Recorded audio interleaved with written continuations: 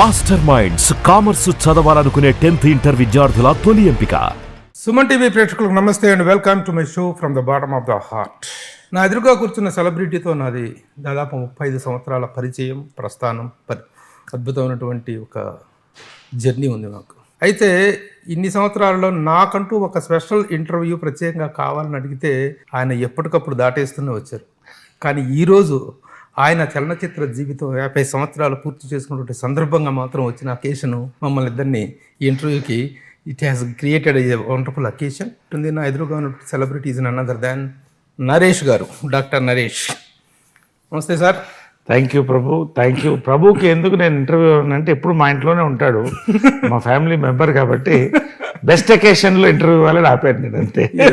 More over ఇంకోటి ఏంటంటే occasion సందర్భం లేకుండా కూడా వద్దు ప్రభు, మనం ఒక మీరు చెప్తూ వచ్చారు త్వరలో మనం వీఆర్ గోయింగ్ టు మీట్ అని చెప్పి. So completion of 15 years is a wonderful occasion. ఆయన అందులో మీకు 50 years కంప్లీట్ అయింది అనేటువంటిది పెద్ద, మీరే 50 లాగా ఉన్నారు, మీరు 50 years అకేషన్ అంటే పుట్టగానే హాస్పిటల్ నుంచి అలాగా షూటింగ్ వెళ్ళిపోయారంట. అంతేగా. అంటే ఫస్ట్ వచ్చేసి 1972 జూలై, అంతే, జూలై 21st 12 కాపురం. అబ్బా, డేట్తో సహా డిక్షనరీ లాగా. ఆ రోజుతో ప్రారంభమైనటువంటి కెరీర్, తర్వాత మధ్యలో చదువు, ఇదైన తర్వాత అంతే అంతే. అంటే జనరల్ గా నేను ఎప్పుడు ఏదంటానంటే ఏదన్నా పై నుంచి రావాలి ఆశీర్వాదం దేవుడి నుంచి, అదే పేరెంట్స్ కూడా దేవుళ్ళే. అయితే నాకు గమ్మత్తుగా ఏంటంటే 12 కాపురం ఇంకొక బాలనటుడు చేయాల్సిందే, ఆ రోజు సరిగ్గా చేయకపోతే లక్ష్మీ దీపక్ గారు వచ్చి ఈ అబ్బాయిని వేసేస్తే అయిపోద్దిగా విజయన్ గారు అబ్బాయిని అంటే, నేను వెంటనే త్వరగా తీసేయండి, మా అమ్మ ఊళ్ళో లేదు, వచ్చే లోపల తీసేయండి, నన్ను రానివద్దు, మళ్ళీ షూటింగ్కి చెడతాడంటే నవ్వి మధ్యాహ్నం షూటింగ్ పెట్టేశారు. అది విజయన్ కాంబినేషన్ లేదు కదా దాంట్లో, తర్వాత జాయిన్ అవుతుంది. నన్ను అనుకోగానే నా భయం మా అమ్మ వెంటనే వద్దంటుందని, మా అమ్మ రేపు ఊళ్ళోంచి వచ్చేస్తుంది, త్వరగా నన్ను షూటింగ్ చేసేటన్నా నా లైఫ్లో మర్చిపోలే. అంటే అంత భయం అమ్మ అంటే, అంత ఇష్టం సినిమా అంటే. అంటే చిన్నప్పటి నుంచి ఆ మేకప్ రూమ్, ఆ మేకప్ వాసన, రోజు తిరుపతి నుంచి గుళ్ళు, ఒక 6-7 బస్సులు ఆ రోజుల్లో. సో అదే లైఫ్ అలా స్టార్ట్ అయింది. కాబట్టి ఆ లైఫ్ మేమందరం అనుకోవటం ఇప్పటిదాకా మీరు చెప్పింది ఒక న్యూస్, మదర్ ప్రోత్సాహంతోనే మీరు చేసి ఉంటారని అనుకున్నాం. అంటే అప్పట్లో మనం చదువులు చాలా అంతంత మాత్రమే ఎప్పుడు. సో ఆ భయమే ఎక్కువ ఉండేది అమ్మకి ఏంటంటే ఎప్పుడన్నా నేను డాక్టర్ కావాలని, మనకేమో నాకు ఊహ తెలిసినప్పటి నుంచి యాక్టర్ కావాలని, ఇంకంతే ఆ వాతావరణంలో పెరిగినప్పుడు. కాబట్టి 12 కాపురం అయితే సరే నవ్వుతూ తీసుకుంది. హీరో అవుతానన్నప్పుడు మాత్రం చాలా సీరియస్ అయింది. అప్పట్లో ఒక 5 మంది హీరోలు, రామారావు, నాగేశ్వర, కృష్ణ గారు, శోభన్ బాబు, కృష్ణరాజు గారు, కనీసం 4 ఏళ్ళు ఉండాలి, మంచి విగ్గి ఉండాలి, మంచి అది హీరో అంటే. అసలు 17 ఏళ్ళకి మీసాలు రాకుండా నువ్వే హీరో, అసలు నేను ఎవడు చూస్తాడు నీ మొహాన్ని అని చాలా హర్ట్ అయిపోయాను.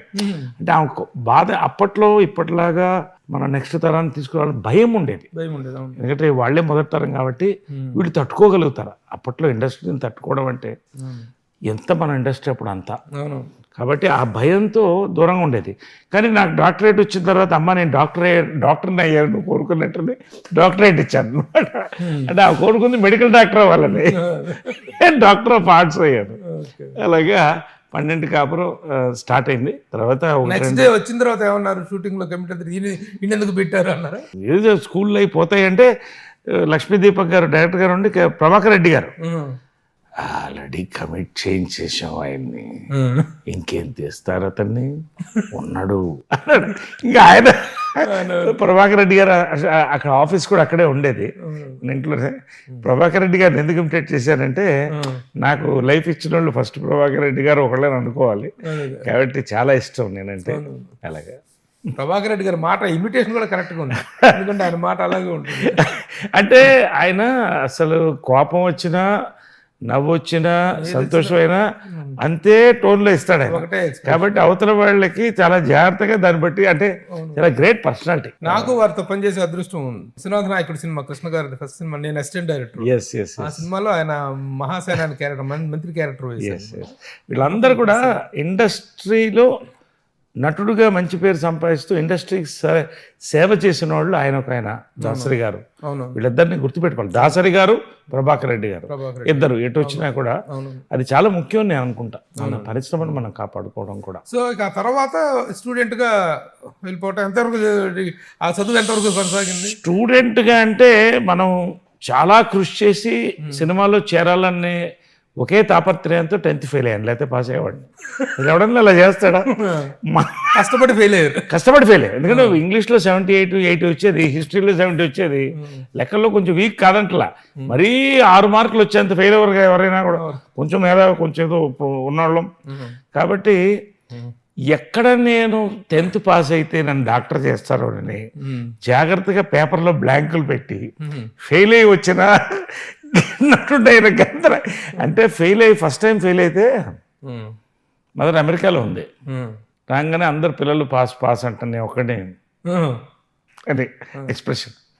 సరే, 10 లక్షలు ఎక్కువ అవుతుంది డొనేషన్, ఇప్పుడన్నా పాస్ అవ్వని కసి కట్టి 3 ఏళ్ళు అసలు లాస్ట్లో 10th ఎగ్జామ్ లాస్ట్ ఎగ్జామ్ రాయడానికి కారులో వెళ్ళా, 16 ఏళ్ళ కారులో వెళ్ళి దిగాను. అంటే అలా చేసి చివరికి నేను ఇక ఈ జన్మలో లాస్ట్ సారి ఫెయిల్ అయినప్పుడు మాత్రం ఎక్కడున్నాడు వాడు అని అడిగింది.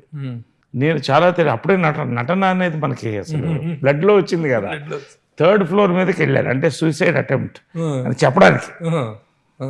కిందకి వచ్చి చూసింది, బాబు వద్దు రా కిందకి అంటానేమో అనుకున్నా, దూకరా దూకు, అమ్మాయి ఎందుకు దూకుతాం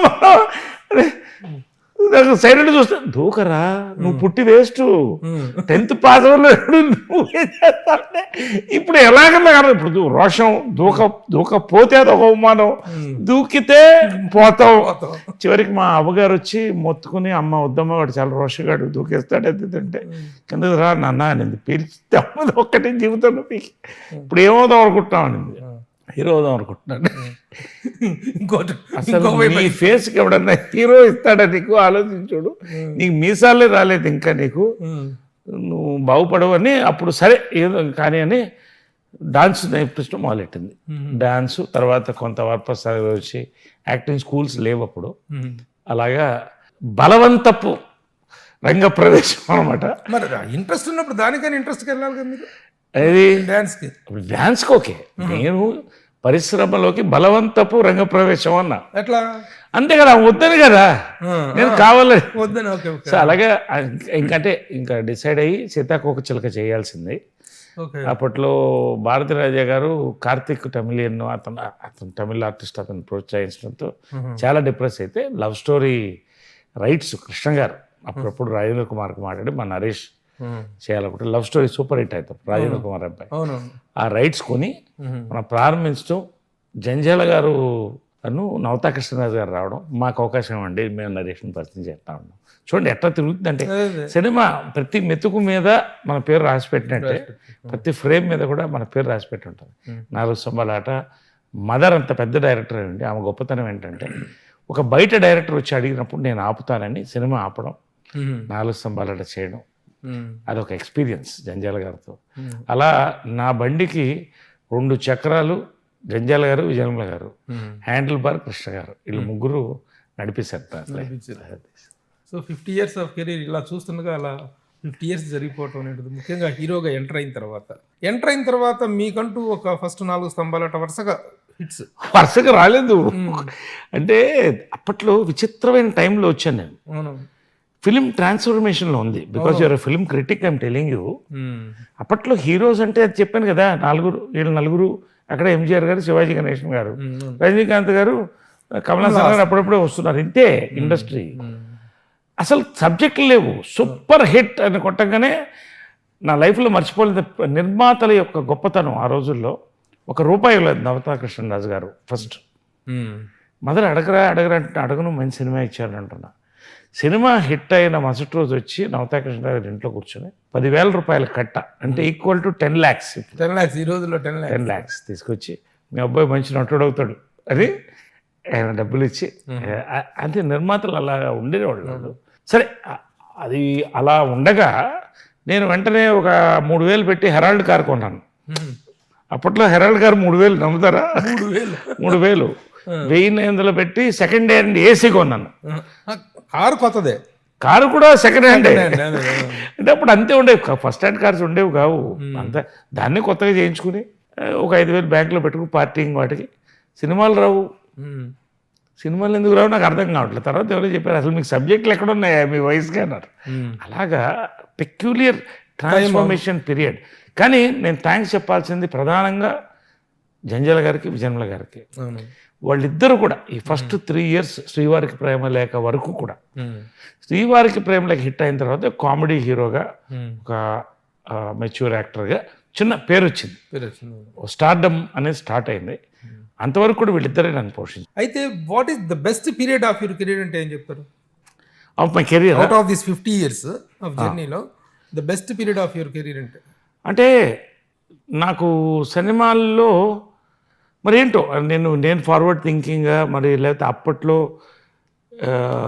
ఆడియన్స్లో ఇంకా ఇంత సినిమాటిక్ ఇంటెలిజెన్స్ రాలేదా, ఎప్పుడు కూడా గ్రాఫ్ పడి లేస్తుండేది నా సెలెక్షన్స్ అలా ఉండేది.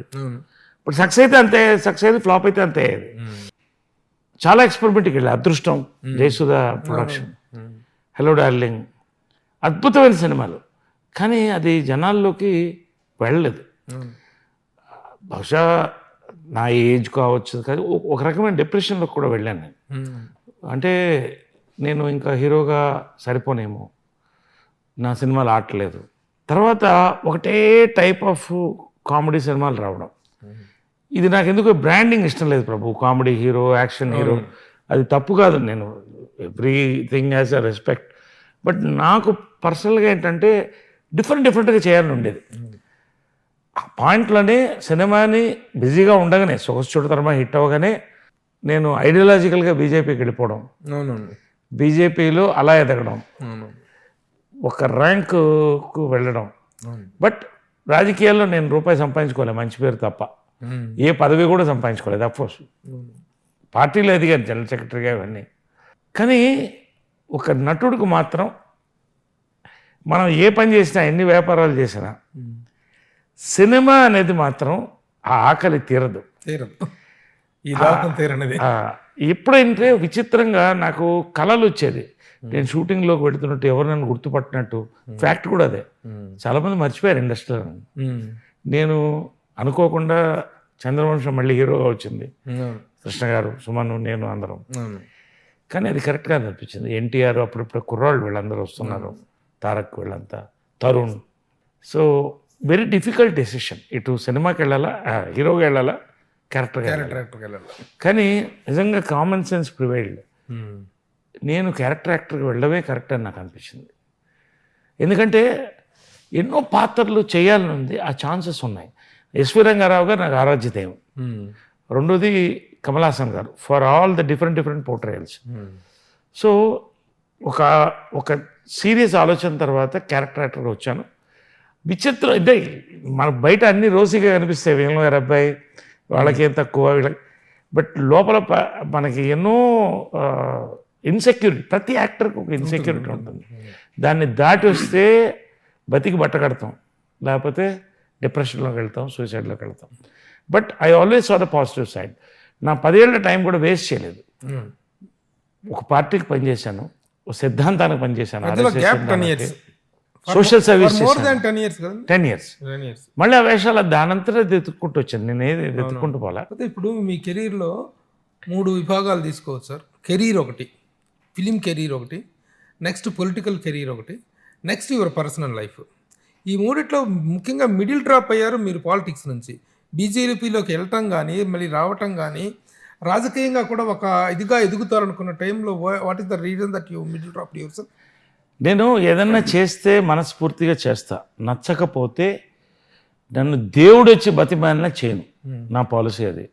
నేను బీజేపీలోకి వెళ్ళింది మంత్రి అవ్వాలనో ఎంపీ అవ్వాలనో కాదు, పోటీ చేశాను, అది కాదంట్లా, ఎంపీగా పోటీ చేశాను. నేను రామ్ మందిర్ నిర్మాణం అనేది నా మనస్ఫూర్తిగా నేను చెప్తాను, హిందూగా అన్ని మతాలను గౌరవిస్తాను, ఇది నా డ్రీమ్. రెండోది వాజ్పేయి గారు ఒక్క ఓటుతో కోల్పోయిన ప్రభుత్వం, ఇలాంటి వ్యక్తి రావాలి, సామాజిక స్పృహ. అలా వెళ్ళిపోయిన వాడిని పూర్తి టైం ఫుల్ టైమర్ని అయిపోయాను. నా ఫ్యామిలీ లైఫ్ కూడా అలాగే కోల్పోయాను నేను ఆ టైంలో. పూర్తి లైఫ్ డెడికేషను. సెకండ్ ఏసీలో ట్రైన్లో, థర్డ్ ఏసీలో తిరుగుతుంటే చాలామంది ఆర్టిస్టులు దారిలో ప్రోగ్రామ్, ఏంటి సార్ మీరు ఎలా వెళ్తున్నారు అంటే మా గురుగారు వేణుగోపాల్ రెడ్డి గారు ఉండేవాడు, సార్ ఇది కూడా రాజయోగమేనండి అనేవాడు ఆయన. సో అలాగా డీపర్ అండ్ ఐడియాలజీ వెళ్ళిపోవడం. కానీ అది కూడా తప్పేమో అనిపించింది నాకు. ఎందుకంటే ఒక ఫోకస్, రాజకీయం మనకు కొత్త ఇది, దాంట్లో ఉన్న ఇష్యూస్ దాంట్లో ఉంటాయి, దాంట్లో ఉన్న కాంపిటీషన్ దాంట్లో ఉంటాయి. Cinema industry is open. అక్కడ ఏంటంటే అదొక చిన్న పుస్తకం లాంటిది ఒక్కొక్క పార్టీ. దాంట్లో జనరల్గా ఇన్సెక్యూరిటీస్ ఉంటాయి. ఈ గ్రూప్ పాలిటిక్స్లో కొంత తొక్క పడడం, తొక్కినా నేను లెక్క చేయలేదు, ముందుకెళ్ళాను. బట్ ఒక పాయింట్లో నాకు ఏమనిపించిందంటే, ఇంత దీంట్లో అప్పుడు ఉన్న నాయకత్వం నాకు చాలా అన్సాటిస్ఫాక్షన్గా వచ్చింది. సరే నేనేం చూశానంటే, నేను సిద్ధాంతపరంగా 10 ఏళ్ళు పనిచేశాను ఈ పార్టీ, 10 ఏళ్ళు పనిచేశాను. ఎందుకు వాళ్ళ ఇన్సెక్యూరిటీస్ని పాపం మనం ఇచ్చేయడం, నాకు పాప భీతి ఎక్కువ. వద్దు, నేను పెద్ద నాయకుడు చెప్పేసి వచ్చాను, మీకు ఒకటే రాస్తా, ఒకటే రోడ్డు పాలిటిక్స్, నాకు 2 రోడ్లు, పాలిటిక్స్ సినిమా, నేను రానండి, గుడ్ బై అని చెప్పేసి వెళ్ళిపోయాను. అట్లీస్ట్ మీరు ఆశించిన పదవి రాలేకనా, మీరు ఆశించిన స్థాయి రాలేదని చెప్పి డ్రాప్ అయ్యారు? కాదు. మీ పదవి వీటన్నింటికంటే పక్కన పెడితే, ఫర్ ఎగ్జాంపుల్ అనుకోండి, అప్పట్లో ఈ ప్రత్యేక తెలంగాణ జరుగుతున్నప్పుడు నేను ఎక్కువ చాలా మటుకు సామాజికంగా వర్క్ చేస్తా. గంగా కావేరి అనుసంధానం, కృష్ణా గోదావరి అనుసంధానం 200 కిలోమీటర్లు పాదయాత్ర చేశా. నక్సల్ కిలో తెలంగాణ ఆంధ్రాని కాదు, మొత్తం అన్ని చోట్ల రావాలని. కానీ అప్పట్లో ప్రత్యేక తెలంగాణ ఉన్నప్పుడు గ్రేటర్ రాయలసీమ అన్న కాన్సెప్ట్ వచ్చింది, దాని మీద వర్క్ చేశాను. అసలు జిల్లాల విభజన ఏదైతే ఇప్పుడు జరుగుతుందో ఇవన్నీ కూడా అప్పుడే చేసి దానికి మూమెంట్ చేస్తే దాన్ని తొక్కేయడం జరిగింది. తర్వాత సరే మనం కంటెస్ట్ చేస్తున్నప్పుడు ఒక ఎక్కడ కాంపిటీషన్ లేని ఒక ప్లేస్కి వెళ్ళాలి, దూరంగా వెళ్ళాం, ఒక వెనకబడ్డ ప్రాంతాన్ని అడాప్ట్ చేసుకున్నాం. అక్కడ కూడా ప్రెషరు ఇవన్నీ వచ్చేటప్పటికి నాకేమనిపించింది అంటే, పొలిటికల్గా మనం కరెక్ట్ కాదేమో. No I feel I'm an ideological politician. ఇంత జరిగిన తర్వాత అందరితో టచ్లో ఉన్నాను, అందరూ టచ్లో ఉన్నారు బీజేపీలో నాతో, ఎవరితో శత్రుత్వం ఈ రోజున బీజేపీ అనేటి ఉంటుంది. దేశాన్ని 2 దశాబ్దాలుగా 2 టర్మ్స్ పాలించింది, 3వ టర్మ్ కూడా చాలా మంచి ప్రాస్పరస్ ఉంది. మరి ఈ రోజున మళ్ళీ is there any possibility that you can reenter in politics? నేను అదే దాన్ని చెప్పొచ్చాను. ఇప్పుడు ఏంటంటే, నేను మనస్సు ఒకసారి ఫిక్స్ అయిన తర్వాత పర్సనల్ అండ్ ప్రొఫెషనల్ లైఫ్లో నేను ఒక ప్రాంతానికి మంచి చేయాలని వెళ్ళాను. బీజేపీ లేకుండా లేకపోతే ఇంకో పార్టీ లేకుండా చేయగలను అనుకున్నాను. కళాకారులు ఎక్కడికి స్థాపించారు. మరి అక్కడే అదే అనంతపూర్లో 11,000 మంది కళాకారులకి గుర్తింపు కార్డులు ఇప్పించాను, 1,000 మందికి ప్రభుత్వంతో ఇల్లు ఇప్పించాను. ఏ పార్టీ నాకేమనిపించింది, ఒక పార్టీలో ఉంటే తక్కువ అవుతుందేమో, మనం సపరేట్ చేస్తే 130 చెరువులు నిండడానికి ఐ టుక్ అప్ ప్రోగ్రామ్ జలవలయం. దాని మోడలే తర్వాత వెళ్ళింది. అది చీఫ్ సెక్రటరీ గారు కృష్ణారావు గారు ఐఏఎస్ ఆఫీసర్స్కి సెక్రటేరియట్ నుంచి నన్ను అప్పట్లో ఉమ్మడి ఆంధ్రప్రదేశ్లో వీడియో కాన్ఫరెన్స్ తీయించారు, మీరు ఎలా చేశారు ఇదని. సో నేను ఏమనుకున్నానో ఆ ప్రాంతానికి చేసేసాను, ఇంకా నాకు పార్టీ ఎందుకు. లాస్ట్ రామ్ మందిర్ నిర్మాణం అన్నారు, వెళ్ళా. ఇండస్ట్రీలో ఎవరేం చేశారో తెలియదు కానీ జై శ్రీరామ్ అని ఒక మంచి డొనేషన్ పెట్టాను అక్కడ. జై శ్రీరామ్ అన్న వచ్చేసా. మొన్న అక్షంతలు నిర్మాణానికి గుడ్ అమౌంట్, బిగ్ అమౌంట్ అనుకోండి. I don't want to mention it, చెప్పరా? నాకు అది దాన్ని పబ్లిసిటీ చేసుకోవడం ఇష్టం లేదు. బట్ ఎందుకంటే అది నా మనసులో ఉన్నది. కానీ మొన్న అయోధ్య నుంచి అక్షంతలు వచ్చాయంటే తీసుకొస్తున్నాను, విశ్వ హిందూ పరిషత్ వచ్చిన వాళ్ళు, నా కళ్ళల్లో బొటబొటపట నీళ్ళు గారిపోయింది ఆ అక్షంతలు పట్టుకుంటే. ఆ ఇన్విటేషన్, అఫీషియల్ ఇన్విటేషన్, అది ఎలా ఫ్రేమ్ కట్టి పెట్టుకుంటా. వెళ్ళలేదు మరి మీరు? లేదు, నేనంటే అంటే అఫీషియల్ ఇన్విటేషన్ వచ్చింది, ఎప్పుడన్నా వెళ్ళొచ్చు, ఓపెనింగ్ కూడా వెళ్ళొచ్చు. కానీ నేనేమనుకున్నానంటే, ఇప్పుడున్న నేను బిజీలో, రెండోది అక్కడ ఉన్న రద్దీ, ప్రశాంతంగా ఒక రోజు పాటు అక్కడంతా ఉండి రావాలని ఉంది. ఖచ్చితంగా నాకు నచ్చిన వాళ్ళతో, మనందరం రాముడిని మెచ్చిన వాళ్ళతో అందరం కలిసి వెళతాం. 10 మంది వెళ్ళి ఒక రోజంతా అయోధ్యలో గడిపోద్దాం. ఓకే, ఇప్పుడు ఇంతకీ పాలిటిక్స్లో మీరు పర్మనెంట్ బ్రేకా, ఇది టెంపరీ బ్రేకా, దేర్ మే బి ఎనీ దీంట్లో సినిమాలో లాగా పాలిటిక్స్లో కూడా సెకండ్ నుంచి ఉంటుంది. అంటే నాకు ఇన్విటేషన్స్ వస్తున్నాయి పార్టీస్ నుంచి, నేను కాదంటలేదు, చాలా రోజులుగా వస్తున్నాయి. నేను దూరంగా ఉండాలనుకున్నా కొంతకాలం కాదు, చాలా కాలం. ఎందుకంటే ఏదైతే నేను దూరం చేసుకున్నాను నా సినిమా పరిశ్రమ నన్ను మళ్ళీ స్వాగతించి ఇవాళ నేను మళ్ళీ క్యారెక్టర్ ఆర్టిస్ట్గా, ఒక హీరోగా, ఒక లీడ్ రోల్గా ఇంత పీక్లో 50 years రావడం అనేది దాని మీద ఫోకస్ పెడితే అయింది. సో దీన్ని నేను వదులుకోదలుచుకోవాలి. చాలామంది డైరెక్ట్ చేస్తారా అని అడిగారు. వద్దండి, నేను ఐఎమ్ ఎంజాయింగ్ ప్రతి క్యారెక్టర్. ప్రభు లాంటి వాళ్ళు క్రిటిక్స్ చాలామంది మీరు చాలా ఈ పాత్ర బాగుంది అన్నప్పుడు ఎంత థ్రిల్ ఉంటుందంటే, ఇప్పుడు ఒక పార్టీలో ఉంటే ఆ జెండా పట్టుకుంటేనే జనం వెనకాల, ఇక్కడ నేనేమో ఎక్కడ వెళ్ళినా 100 మంది నా కోసం వస్తారు. నటుడుగా వచ్చిన గౌరవం అది. కాబట్టి అక్కినేని నాగేశ్వర్ లాంటి వాళ్ళు కూడా ఎక్కడ రాజకీయంలో లేకుండానే ఆయన అంత అభిమానం. శోభన్ బాబు గారు చాలామంది ఉన్నారు. కాబట్టి ఆ లైన్లో పోయి సినిమా ఒక నటుడుగా నేను ఈ సక్సెస్ని I want enjoy another 10 years 15 years what ever. నా ఆఖరి శ్వాస ఆ షూటింగ్లో పోవాలని ఆశ. ఓకే సార్, ఇక పర్సనల్ లైఫ్కి వచ్చినట్టయితే పర్సనల్గా కూడా ఇది ఒక సెన్సేషనల్ లైఫ్. 3 పెళ్ళిళ్ళు చేసుకున్నారు. ఇప్పుడు పవిత్ర లోకేష్ గారితో ఉంటున్నారు మీరు. ఎందుకు, what is the reason that you ఇప్పుడు కెరీర్లో బ్రేక్లు వచ్చినాయి అంటే, కెరీర్లో innings, second innings, third innings start అయినాయి అంటే ఓకే. పర్సనల్ లైఫ్లో కూడా what is the reason that ఈ ఇన్నింగ్స్ ఎందుకు అంటే ఏం చెప్తారు? ఇప్పుడు నేను ఒకటి అడగనా, నేను ఒక్కడనేనా దాంట్లో ఉన్నాను ఆ కేటగిరీలో? ఓకే ఓకే కాకపోవచ్చు, బట్ అందులో మాత్రం పీక్ మాస్టర్ మీరే అన్నట్టుగా ఉంటుంది. లేదు, పీక్ నేను కాదు, సమౌజ్జీలు ఉన్నారు. కాబట్టి అంటే నేను ఎందుకంటే ప్రభు ఈ పెళ్ళిళ్ళు అనే డైనమిక్స్ ఒకటిగా ఎప్పుడు ఉండదు. ఇంతకుముందు మనకి కన్యాశుల్కం ఉండేది, వరకట్నం వచ్చింది, బహుభారితత్వం ఉండేది, తర్వాత ఏకపత్తివృత్తులుగా ఉండాలని ఒక రూల్ పెట్టిన తర్వాత ఇప్పుడు అసలు పెళ్ళిళ్ళు ఎందుకు, live in relationship are sanctified by the Supreme Court. So I respect all that. So ఈ డైనమిక్స్ మారుతూ వస్తాయి. ఇవాళ billions of people are even getting scare to get married. అసలు పెళ్లి చేసుకోవడానికి భయపడుతున్నాను కదా. నేను వీరుడిని అన్నానుగా, మళ్ళీ చేసుకున్నందుకు, ఇంకోసారి ప్రయత్నిస్తున్నందుకు నన్ను వీరుడినే నేను అనుకోవాలి. అంటే నేను ఎందుకంటే నన్ను కాదు ఎవరినైనా. అంటే ఎందుకు చెప్తానంటే ఇవాళ అసలు సొసైటీ మారిపోయింది. ఎవరు పెళ్లి చేసుకోదలుచుకోవాలి, లివ్ ఇన్ బాగుంటే చేద్దాం అలా అయిపోయింది. పెళ్ళిళ్ళు అనేది 2 పక్కల స్ట్రాంగ్ పార్టీస్ అయిపోయినాయి. వాళ్ళ చుట్టూ వాళ్ళ ఫ్రెండ్స్, వాళ్ళ సెల్ ఫోన్స్, వాళ్ళ. కాబట్టి మ్యారేజ్ నిలబట్ల. ఇన్ని కోట్లు ఖర్చు పెట్టిన పెళ్ళిళ్ళు వెళ్ళిపోతున్నాయి. ఫైనల్గా ఒక పెళ్ళి ఇట్స్ నాట్ ఎ ఫన్. ఇవాళ మన యూట్యూబ్లో చూస్తే దాని మీద కమెంట్స్, జోక్స్ చాలా ఈజీ. బట్ నీకు తగులుతుంది అన్న ఎప్పుడో అని మేకర్ చెప్తూనే వాళ్ళు. కాబట్టి తగిలేటప్పుడు దానికి సఫర్ అయ్యేది ఒక్క మగాడే కాదు, ఒక ఆడదే కాదు, 2 పక్కల సఫర్ అవుతారు. సార్ ఇప్పుడు మీరు అయినటువంటి ఈ 3 డైవర్స్లో do you think that your justified side ఉన్నారు, జస్టిఫైడ్ నాన్ I can say justify myself అనే ఫీలింగ్ ఉందా?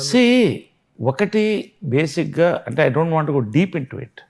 ఫస్ట్ మ్యారేజ్ నాకు 19th year అయింది. జీవితం అంటే తెలియని వయసు. రెండోది there were health problems on the other side. వాళ్ళుగా విత్డ్రా చేసుకున్నారు.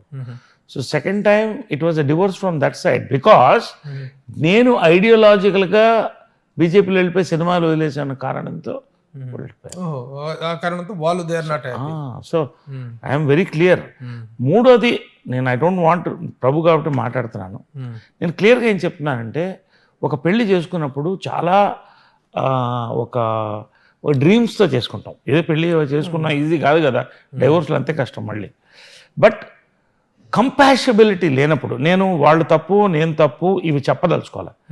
Nobody can justify. I don't want to blame anybody. Compatibility లేనప్పుడు ఇవాళ సుప్రీంకోర్టు ఏం చెప్తుంది, 2 సంవత్సరాలు కలిసి లేకపోతే ఆటోమేటిక్గా మ్యారేజ్ ఈస్ నల్లిఫైడ్ అంటుంది. ఎందుకంటుంది, ఇవాళ కోర్టులు కిటకిటలాడిపోతున్నాయి మ్యారేజ్ డైవర్స్ కేసు. సో నేనేమంటానంటే ఇద్దరికి నచ్చనప్పుడు లేదా ఒకరికి నచ్చనప్పుడు అవతల వాళ్ళ ప్రవర్తన మనకు నచ్చనప్పుడు దూరంగా ఉండడం మంచిది. Court will take a decision.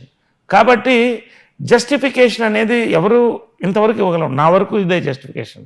But ఫైనల్గా ప్రభు ఒకటే కోరేది, ఇప్పుడు నేను హ్యాపీగా డివోర్స్ తీసుకుని I can enjoy my life as a bachelor.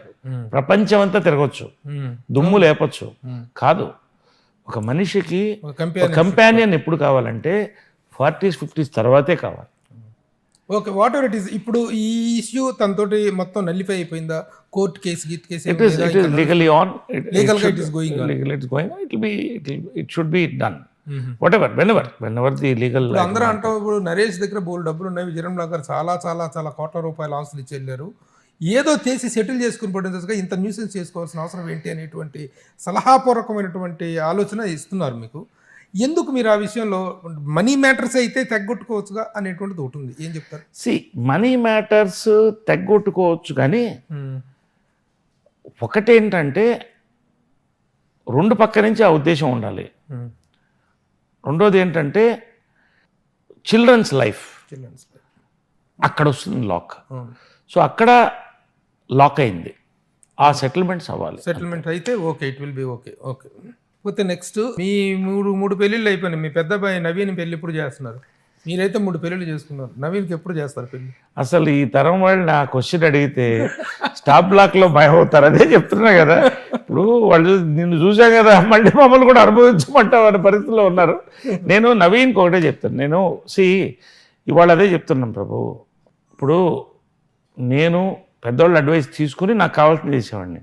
ఇప్పుడు అడ్వైజులు తీసుకునే వాళ్ళు ఎవరు లేరు పిల్లలు, వాళ్ళ బట్టి మనం వెళ్ళాలి. నవీన్కి నేను కోరేది ఏంటంటే, ఇవాళ అతను హీరో నుంచి నేను డైరెక్టర్ కావాలనుకున్నాడు. సాయిధరం తేజ్ లాంటి మంచి ఫ్రెండ్స్ ఉన్నారు, మంచి షార్ట్ ఫిల్మ్ తీశాడు, 6 అవార్డ్స్ వచ్చాయి ఇంటర్నేషనల్. రేపు నెక్స్ట్ పెద్ద ప్రాజెక్ట్ చేయాలనుకుంటున్నాడు. ఐఎమ్ గైడింగ్ హిమ్, అంతే నా బాధ్యత. అమ్మాయి చెంది పిల్లలకి మనవాళ్ళకి ట్రాన్స్ఫర్ చేసి నేను వెళ్ళాలి, నేను నాకు సంపాదించుకుంటున్నా. నవీన్ పెళ్ళి అంటారా, పెళ్ళి బలవంతపు పెళ్ళిళ్ళు, అసలు పెళ్ళిళ్ళే జరగట్లేదు. బలవంతంగా మనం పెళ్లి చేసే లెవెల్లో లేము. కాబట్టి let him choose his own thing. I want him to focus on the career right now. ఇప్పుడు పెళ్లి కాదు ప్రభు, మగవాడికి ఆడదానికి కెరియర్ ఇప్పుడు ఇంపార్టెంట్ అవుతుంది. పెళ్లి సెకండరీ, కెరియర్ అనేది లైఫ్లో అతను సెటిల్ అవ్వాలి. నాకు how is the living relationship presently with Pavitra Lokesh and how you people are enjoying the life? Enjoying అంటే మీనింగ్ తోడు. ఇద్దరు, తను బిజీగానే ఉంది ఆర్టిస్ట్గా, నేను బిజీగా ఉన్నాను. పీస్ ఆఫ్ మైండ్ కావాలి ఫస్ట్. వెన్ ఇద్దరు కలిసి ఉన్నప్పుడు నువ్వు గంటలు మాట్లాడక్కర్లేదు, ఇద్దరు కామ్గా కూర్చున్నా ఆ ఇద్దరిలో ఆ పీస్ కావాలి. ఆ పీస్ ఉంది, వీఆర్ హ్యాపీ. ఇంకా భవిష్యత్తు ఉంది, వీఆర్ స్టిల్ యంగ్. ఇవాళ యునైటెడ్ నేషన్స్ ప్రకారం, వరల్డ్ హెల్త్ ఆర్గనైజేషన్ ప్రకారం 60 you are young, 70 you are middle age, 80 is old age. అంతే. ఇప్పుడు so you are young, I'm young కదా, looking also young, looking and feeling young, feeling also. కాబట్టి బహుశా ఇంక పెళ్ళిళ్ళన్నీ కూడా 40-50 ఏళ్ళకే జరుగుతాయేమో నేను అనుకుంటున్నాను. So that we're very happy and we intend to be happy. ఎందుకంటే రెండు పక్కల వేరే ఉద్దేశాలు లేవు, ఎవరు డబ్బుల కోసమో లేకపోతే ఏదో. అసలు విజయనిర్మల గారు నరేష్ గారికి కోట్ల రూపాయల ప్రాపర్టీ చెల్లడు, తను ఆర్టిస్ట్గా బ్రహ్మాండంగా సంపాదించుకున్నాడు, వెల్ ఆఫ్ కోట్ల రూపాయలు ఉంది. అసలు పవిత్ర లోకేష్ డబ్బుల కోసమే నరేష్ని ట్రాప్ చేసింది అనేటువంటి ఒక ఇది ఉంది. దానికి ఒక ఘాటైన సమాధానం, సరైన సమాధానం చెప్పగలరా? ఇప్పుడు డబ్బుల కోసం పవిత్ర లోకేష్ గారి డాటర్, ఆయన ఒక ప్రముఖ నటుడు, వాళ్ళ ప్రాపర్టీస్ బాగా ఉన్నాయి. వాళ్ళ డబ్బుల కోసం నేను కూడా పోవచ్చుగా. కాబట్టి డబ్బులు అనేది కానే కాదు, సెకండ్ లాస్ట్ క్యారెక్టర్. మా అమ్మని చూశాను నేను పవిత్రలో. ప్రేమ కానీ, ధైర్యం చెప్పడం కానీ, కృష్ణ గారు చెప్పినట్టు వంటలు కానీ చాలా ముఖ్యం. అమ్మ నిజంగా తోడు, ఎక్కడ ఫారిన్ వరల్డ్ వైడ్ వెళ్ళినా నాకు వండి పెడుతుంది. సో అమ్మని చూశాను. కాబట్టి ఇంకా డబ్బు అనేది రెండు పక్కల రాదు, ఇంకా అంతే, అవసరం లేదు, అవసరం లేనంత డబ్బు. ఈ విషయం రహస్యం అక్కడ చెప్పేస్తే మన ఇంటర్వ్యూ క్లోజ్. చెప్పండి. నరేష్ ఇండస్ట్రీలో one of the richest actor, richest person industry అని చెప్పేసి అంటారు. నిజమైనా? ఎంతవరకు, what is the worth of Naresh అంటే ఏం చెప్తారు? అంటే ఒకటి ప్రభు, అమ్మగారు కానీ కృష్ణ గారు కానీ నేను కానీ ఎప్పుడు డబ్బులు వెనుక వెళ్ళలేదు. మాకున్నది పరిశ్రమ కోసం ఖర్చు పెట్టాం, సర్వీస్ కోసం ఖర్చు పెట్టాం. మా అందరికీ కూడా రేపేంటన్న క్వశ్చన్ మార్క్ వచ్చిన రోజులు కూడా ఉన్నాయి. ఎస్, దేవుడు అనుగ్రహించాడు. ఇవాళ ప్రాపర్టీస్లో yes I'm a billionaire, no doubt. దాంట్లో అమ్మ యొక్క బ్లెస్సింగ్స్ ఎక్కువగా ఉంది. Today as a busiest character actor and thing I'm earning in crores, tax కడుతుంటాను. సో ఇంకొక 3 తరాలు 4 తరాలకు ఆలోచించాల్సిన అవసరం లేదు. నెట్ వర్త్ అంటే నాకు జోక్ ఏమొస్తుందంటే ఈ మధ్యన నెట్ వర్త్ అని ఒకటి వేస్తున్నారు. అది నా మీద రావట్లేదు. అది అతను సంతోషం. కొంతమంది 200 కోట్లు అంటారు, కొంతమంది 1000 కోట్లు అంటున్నారు, 2000 కోట్లు అంటున్నారు. మంచిది, మీరు ఊహించుకోండి, మీరు ఒకసారి తిరగండి, మీరు లెక్కేసుకోండి. నేనేమంటానంటే మొన్న నాకు మంచి జోక్తో ఫినిష్ చేస్తా. ఇది ఒక నెట్ వర్త్ వేశారు, పెద్ద ప్యాలెస్. ఎంత ఉందంటే అది మన వైట్ హౌస్ అంత ఉంది. దాని ముందు 2 పోర్ష్ కార్ లాగుంది వేసి ఇది వేశారు. ఫోన్ చేసి వాళ్ళకి ఏంటో నాకు చెప్పాలి కదా, పోర్ష్ కార్ నాకు సార్ ఎవరెవరో ఏదో చేస్తారు సార్, అది ఏంటో సార్ ఆ ఇల్లు నాకు అర్థం కాదు అంటే అలా అయిపోయింది. ఇవాళ నెట్ వర్త్ అంటే I don't look at money as life. లైఫ్లో మనీ ఉండాలి, బట్ మనీ కోసం లైఫ్ కాదని నేను అనుకుంటా. I'm a billionaire, no doubt. అంతవరకు not a millionaire, I'm a billionaire అంతవరకు చెప్పొచ్చు. ట్యాక్స్ కడుతున్నాను, ప్రతి రూపాయి ట్యాక్స్ కడతా, perfect tax payer, GST perfect కడతాను. I'm very happy. అది నేనేం చేసుకుంటాను. ఇప్పుడు నేనేమంటాను ప్రభు, ఫైనల్గా ఆ రోజులు ఏమనేవాడు అంటే 1,00,000 రూపాయలు ఉంటే లైఫ్ అయిపోయేది, 1 కోటి రూపాయలు ఉంటే లైఫ్ సెటిల్డ్. ఇవాళ 10 కోట్లు ఉంటే చాలు అనేది వచ్చింది. ఇది మారుతూనే వస్తుంది. ఇప్పుడు 10 కోట్ల తర్వాత ఎంత ఉన్నది ఎక్స్ట్రానే. నా పిల్లలకి నేను ఇచ్చిపోవాల్సిందే తప్ప ఎత్తుకుపోలేను. చూస్తున్నా ఒకళ్ళు పోతున్నారు అందరూ. కాబట్టి నాకున్నంతకాలం మా సభ్యులకి ఏం కావాలో నేను చేస్తున్నా, కళాకారులకి ఏం కావాలో నేను చేస్తున్నా. దేనికి పబ్లిసిటీ అలాంటి వాటికి నేను కోరుకోను కాబట్టి నేను చెప్పట్లేదు. కాబట్టి ఫిలంథ్రఫీకి మంచిగా నేను ఏం చేయాలో చేస్తున్నా. And I'm enjoying my life. I want to travel the world. I will see the world. That is my destination. Good tourist, world touring. అప్పుడు ఇప్పటికి 14 కంట్రీస్ అయిపోయినాయి. ఇంకొక 15-16 కంట్రీస్ చేస్తే 30 countries. This is my dream. ఇంతకంటే లేదు dream. Okay. అయితే కృష్ణ గారు వారు నిష్క్రమించిన తర్వాత మీ ఫ్యామిలీ రిలేషన్స్ ఎలా ఉన్నాయి? మహేష్ బాబుతో మీకున్నటువంటి ఇదేంటి, ఎలాంటి జర్నీ ఉంటుంది మీకు? ఇది ఒక బ్యూటిఫుల్ ఫ్యామిలీ స్టోరీ. 2 ఫ్యామిలీలు కలిసాయి, వాళ్ళు కలిపారు. వాళ్ళు మంచివాళ్ళు. ఆ మంచితనాన్ని అందరికి ఇచ్చారు, పంచారు. అందరినీ కలిపి వాళ్ళు తీసుకెళ్లారు. ఇంద్రాంటి గారు చనిపోయినప్పుడు 11వ రోజు ఫంక్షన్ అవుతుంటే నేను ఎక్కడో ఫంక్షన్ చూస్తాను, లేట్ అయిపోయింది ట్రాఫిక్లో. కృష్ణ గారు భోజనం చేయలేదు, వెయిట్ చేస్తున్నారని మా సిస్టర్స్ ఫోన్ చేశారు అండ్ డాటర్స్. నా కళ్ళలో గిర్ర నీళ్ళు తిరిగింది. నాన్నగారు వెయిట్ చేస్తున్నారు, ఇంకా మీకోసం రాలేదు. అసలు రక్త సంబంధాల్లోనే కొట్టుకు చచ్చిపోయేవాళ్ళు ఈ రోజున ఆస్తుల కోసం. వాళ్ళు నీట్గా ఎవరికి ఏం చేయాలో వాళ్ళు చేశారు. రెండోది, వాళ్ళు డబ్బులు ఇవ్వలే కాదు, కెరియర్స్ ఇచ్చారు. ఎవరి కెరియర్స్ వాళ్ళకు ఉన్నాయి. ఒకరికొకరు తోడుగా ఎప్పుడూ ఉంటాం. మేమందరం ఓ ఫ్యామిలీ అలా చెప్పలేరు. లాస్ట్ రోజు దాకా అలాగే ఉన్నాం. తర్వాత కూడా మరింత బలపడ్డాం. ఒక ఫ్యామిలీగా వీఆర్ ట్రావెలింగ్ టుగెదర్.